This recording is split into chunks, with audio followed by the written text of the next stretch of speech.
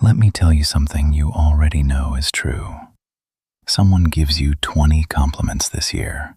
You forget most of them within a week. Someone gives you one insult, just one, and it's still in your head, right now, years later maybe. You've probably wondered if that means something is wrong with you, if you're insecure, if you're too sensitive, if you just can't let things go. You're wrong about all of it. There is nothing wrong with you. There is something very, very old running inside your skull, and once you understand what it actually is, you will stop being ashamed of it. In the 1990s, psychologist Roy Baumeister and his colleagues set out to answer a simple question. Do bad experiences and good experiences carry the same psychological weight? They pulled together decades of research, studies on memory, relationships, feedback, even gambling. And the pattern they found was so consistent, so overwhelming, that they gave their paper a title that became famous in psychology circles. Bad is stronger than good. Not slightly stronger, not occasionally stronger. Consistently, measurably, almost mathematically stronger. Here's one number that should stop you. Relationship researcher John Gottman studied married couples for years, tracking every interaction, every kind word, every criticism, every eye roll. And he found that it takes roughly 5 positive interactions to offset the damage of 1 negative one. 5 to 1. Not 2 to 1, not 3 to 1.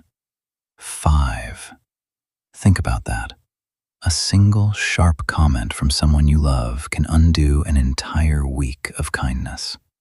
Not because you're weak, because that's the exchange rate your brain runs on.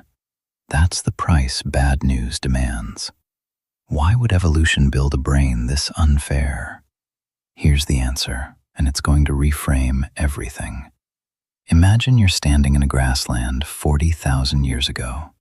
You hear a rustle in the grass. Maybe it's wind, maybe it's a predator. If you ignore it and it's wind, nothing happens. You lose nothing. If you ignore it and it's a predator, you die. Now imagine the opposite scenario. Someone in your tribe smiles at you, warmly, genuinely. If you notice it and remember it forever, you gain a little social warmth. If you completely forget it happened by tomorrow, you lose almost nothing. Do you see the asymmetry? A missed threat can kill you. A missed compliment cannot. Your brain was never built to weigh good and bad fairly. It was built to survive. And a brain optimized for survival will always, always overweight the bad news. Because across millions of years, the cost of missing a threat was death, and the cost of missing a kindness was nothing. This is called negativity bias, and it's not a flaw in your programming. It is the programming. Neuroscientists have actually watched this happen inside a living brain. When people are shown negative images, an angry face, a threatening scene, brain scans show a stronger, faster spike of activity in the amygdala than when they're shown positive images of equal emotional intensity. Same intensity, different volume. The bad news is turned up louder.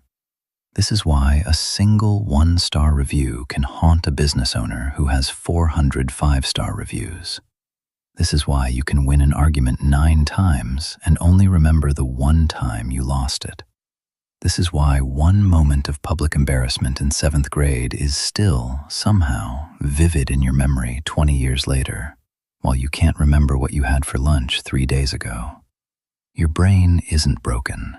It's doing exactly what it was built to do. But here's where it gets more interesting. Because negativity bias doesn't just affect your memory, it affects your money. 2 researchers named Daniel Kahneman and Amos Tversky ran an experiment that would eventually win a Nobel Prize. They asked people a simple question. Imagine you find $50 on the ground. How good does that feel? Now imagine you lose $50 from your wallet. How bad does that feel? Logically, these should feel like exact opposites. Same amount, same intensity, just flipped.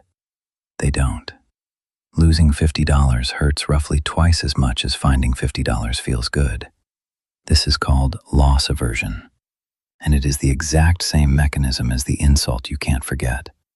It's negativity bias, wearing a different outfit, this time showing up in your bank account instead of your memory. This is why people hold on to a losing stock far longer than they should, hoping to avoid the pain of locking in a loss, even when logic says sell. This is why a pay cut feels catastrophic, while an equivalent raise barely registers a week later. Your financial decisions are being quietly steered by the same ancient circuitry that made you remember an insult from 2014.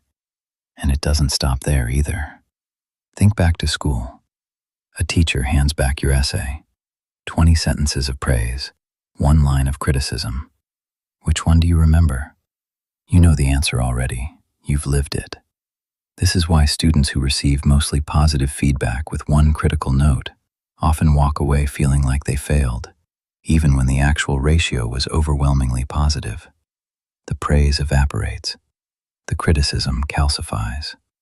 Teachers who understand this intentionally restructure feedback.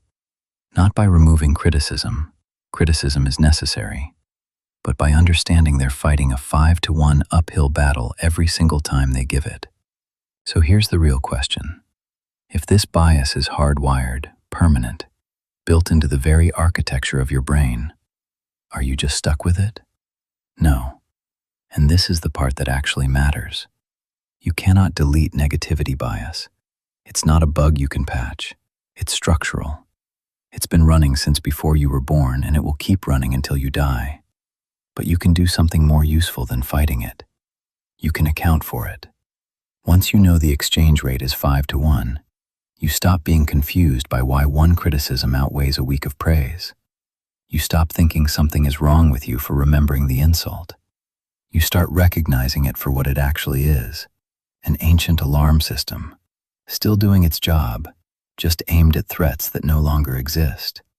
And when you're the one giving feedback to a partner, a student, an employee, a friend, you can use the math on purpose. Not by lying, not by inflating praise, but by understanding that criticism needs no help landing. It always lands. What needs deliberate effort is making sure the good actually gets remembered too. The insult you can't forget was never proof that you're too sensitive. It was proof that your brain is running software built for a world with real predators in the grass, applied to a world of comment sections, performance reviews, and offhand remarks from people who forgot what they said 5 minutes later. You're not broken. You're ancient. And once you know the mechanism, you stop being ruled by it and start working with it instead.